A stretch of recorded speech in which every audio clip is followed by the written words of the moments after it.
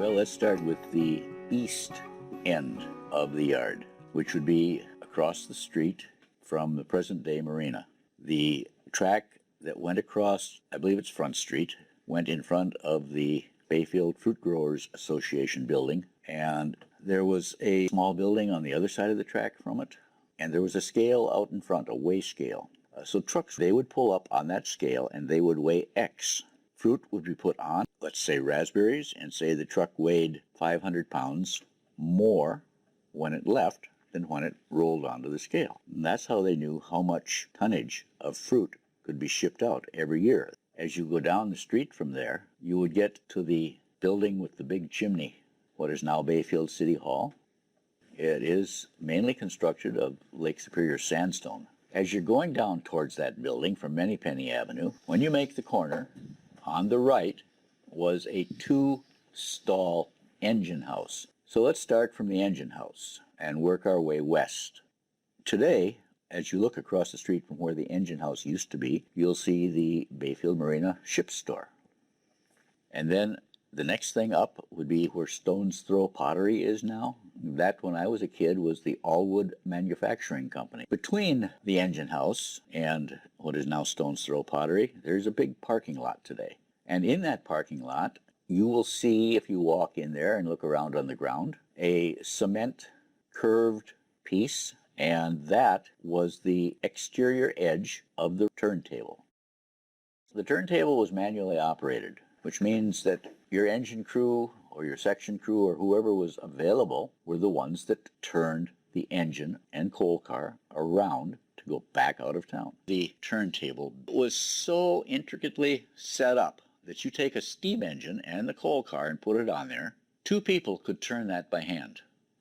Look south towards the lake to the large orange building called the Bayfield Canning Company.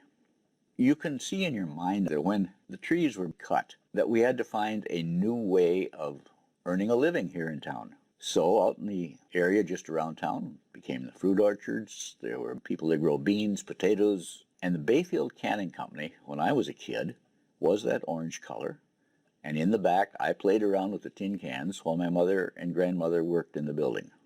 You can see the large white doors. That's where many tons of beans or whatever were loaded onto freight cars and taken somewhere else. In the Bracken Hotel, it was a boarding house. On the first floor was a saloon, and it was called the First and Last Chance Saloon.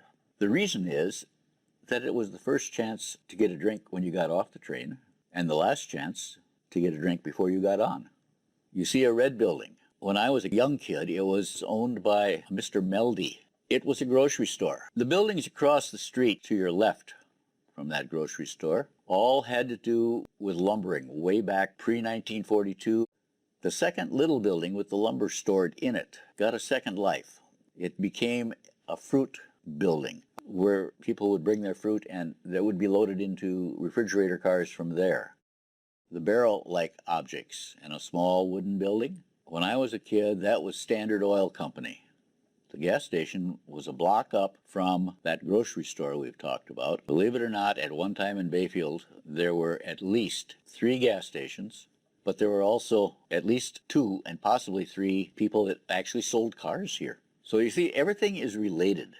Up on the hillside, you see 4 houses that look pretty much the same. They're still there today. One of them, the Hudak family lived in, and I believe it was the corner one. Ben Hudak was a longtime lightkeeper in the Apostle Islands, and he was on Long Island for many years. The figure 8 is just to help you see the things that went on in the area that brought things into the railroad yard, and it gives you an idea of the area. So here's what was. There was something before this, and now we got something after this. And what has changed since this all went out? I mean, we probably had 2 more changes after the railroad was taken out completely. 2 more changes in the lifestyle, the way Bayfield survives.